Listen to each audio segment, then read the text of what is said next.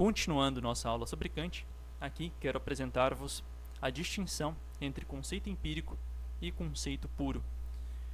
Já vimos tal distinção na última aula, entre conceito empírico e conceito puro, mas aqui quero trazer de volta a distinção para darmos uma refrescada na nossa memória, na nossa mente. O conceito empírico diz respeito à representação universal mediata que se refere a um objeto da percepção. É uma representação mediata, diferente da representação que a gente vê na intuição, que é uma representação mediata, que representa imediatamente o objeto. O conceito empírico, ele representa de forma imediata o objeto. Ele se refere ao objeto de forma imediata. E a gente tem aqui como exemplos o conceito de cachorro, de casa e de Júpiter. O conceito puro é uma representação pura e a priori, por meio da qual podemos pensar os objetos da percepção. Sem os conceitos, os objetos dados pela sensibilidade não podem ser pensados. É através dos conceitos puros do entendimento que nós podemos pensar os objetos. Os conceitos puros do entendimento correspondem às formas lógicas dos juízos e permitem estruturarmos e organizarmos epistemicamente as aparências ou os objetos que foram dados pela intuição, pela percepção. Por exemplo, quantidade, qualidade, relação e modo, como a gente vê aqui no livro do Kant, Crítica da Razão Pura, Tábua das Categorias.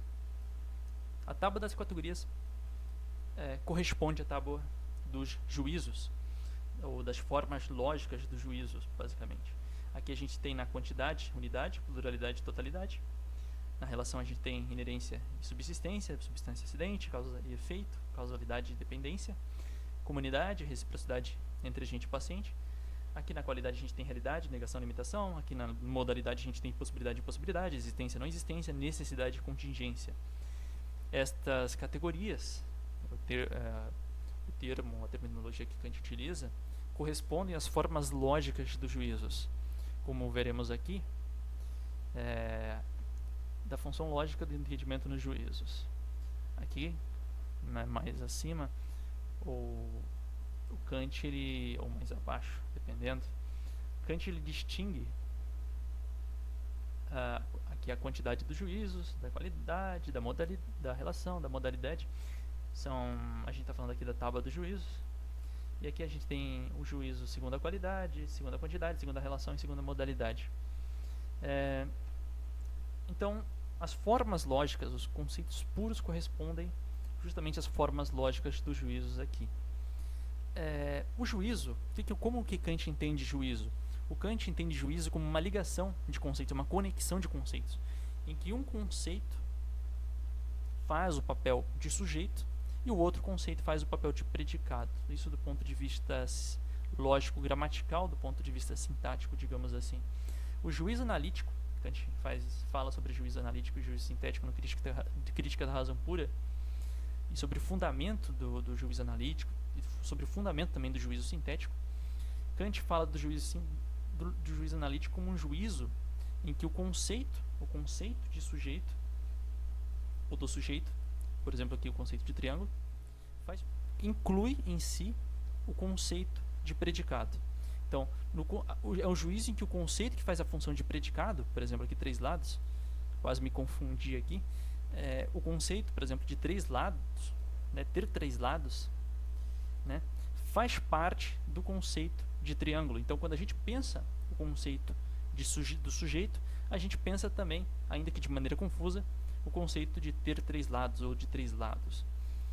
É o juízo em que o conceito que faz a função de predicado, aqui, o conceito que faz a função de predicado,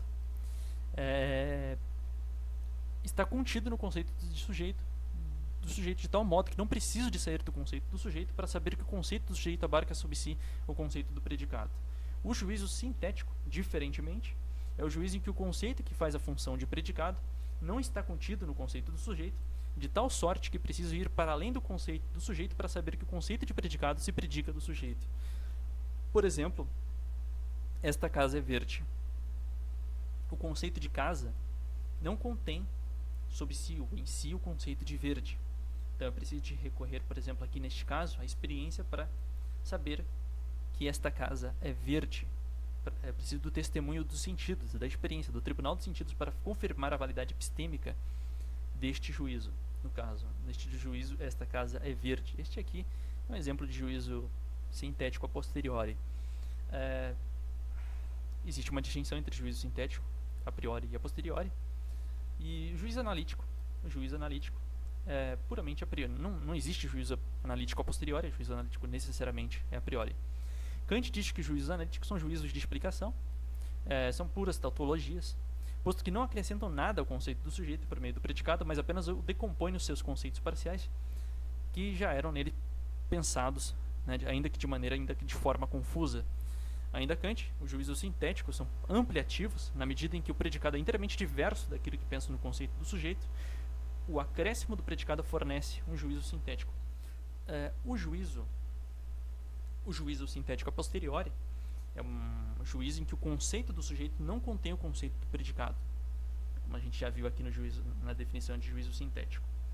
De tal modo que eu preciso de recorrer, aqui a diferença, preciso de recorrer ao testemunho da experiência para verificar a validade epistêmica do juízo. Por exemplo, juízo, o Brasil tem 5 Copas do Mundo, eu preciso de verificar na experiência para saber que o Brasil tem 5 Copas do Mundo realmente.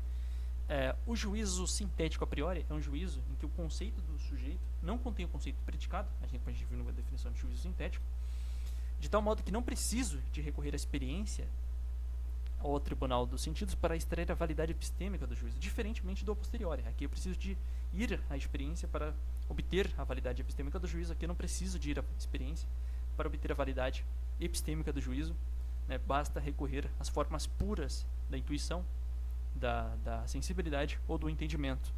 Aqui, por exemplo, o juízo aritmético, o juízo matemático, 7 mais 5 igual a 12, como Kant dá de exemplo no Crítica da Razão Pura, 7 mais 5 igual a 12. Aqui a gente tem uma proposição sintética a priori, porquanto baseada na intuição pura do tempo.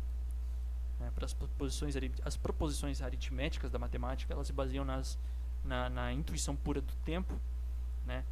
De modo que eu não preciso de sair e ir buscar na experiência a confirmação da validade epistêmica do juízo.